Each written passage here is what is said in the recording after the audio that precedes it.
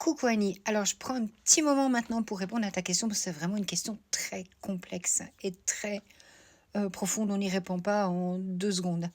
Alors donc tu dis que tu ne comprends pas comment en fait on peut venir voir ce qu'on aime quand on est là-haut alors qu'on vit des autres incarnations et qu'on devrait aller voir plein d'autres familles quand on remonte. Si j'ai bien compris, c'est un peu ça, hein. Donc tu comprends pas comment on peut continuer à venir voir ce qu'on aime alors qu'on va se réincarner. Alors tu sais, la réincarnation, c'est quelque chose d'extrêmement compliqué à expliquer.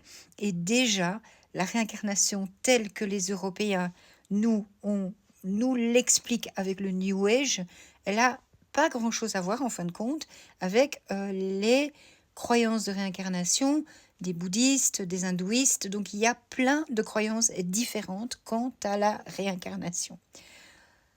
Ce qui est compliqué, c'est vraiment de comprendre qu'est-ce qu'il en est, qu'est-ce qui est vrai, qu'est-ce qui n'est pas vrai, qu'est-ce qui fait du sens pour moi, qu'est-ce qui résonne en moi. Ça, c'est la première chose, c'est la chose la plus importante. Donc, ce qui est important de savoir, si tu reviens au centre du problème, c'est-à-dire au contact avec ceux qu'on aime, c'est que on ne peut pas, nous, médiums, quand on est des vrais médiums et quand on est sincère, honnête, on ne peut pas décider qui va venir en contact défunt. C'est eux qui choisissent. Et quand ils choisissent, eh bien, ils vont apporter toutes les preuves que c'est bien eux, par des preuves très précises. Donc, les souvenirs en commun, le caractère, la personnalité, les choses qu'ils ont vécues avec toi, enfin, des choses que toi seul connais. Donc ça va être eux qui vont prouver qu'ils sont bien là. Ça, c'est la première chose. Donc on est bien sûr que c'est le défunt. Tu dis oui, non, je ne sais pas. Donc ça, c'est quand même la première chose qui est importante. La deuxième chose, c'est que c'est le défunt qui choisit de venir. Et on a des défunts qui viennent très vite. On a des défunts qui viennent 30 ans après. Et on a des défunts qui viennent au début, puis qui viennent plus après.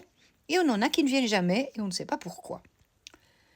Ils ont leur libre arbitre, ça c'est la première des réponses. Et la deuxième réponse, c'est peut-être qu'ils ne viennent plus parce qu'ils sont dans une autre vie, qu'ils sont réincarnés ou qu'ils sont dans un autre niveau de conscience. Ça c'est possible aussi.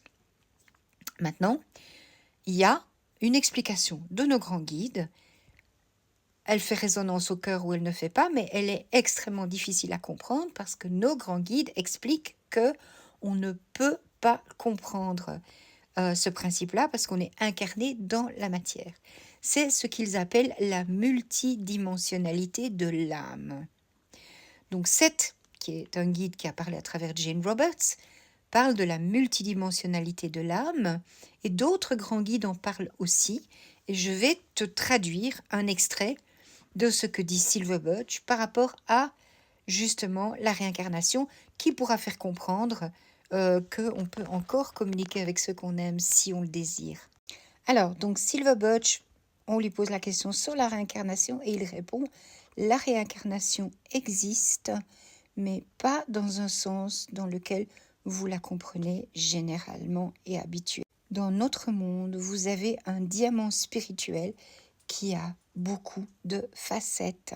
Ces facettes viennent dans notre monde, dans votre monde, pour accumuler des expériences et pour ajouter au quota du diamant pour lui apporter lustre et brillance. Aussi, les personnalités qui s'incarnent sont des facettes d'un seul individu, d'une seule individualité. Ça ne pose pas vraiment de problème.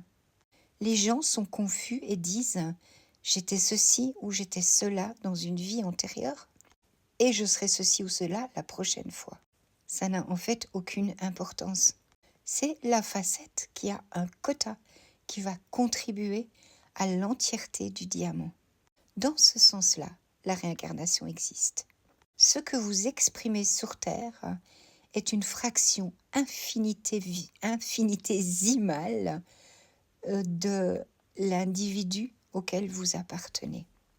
Donc, il y a ce que vous appelez des groupes d'âmes, une simple unité avec plein de facettes, qui a des relations spirituelles et qui s'incarnent à des moments différents, à des endroits différents, pour des raisons différentes, pour équiper la plus grande âme dans son travail.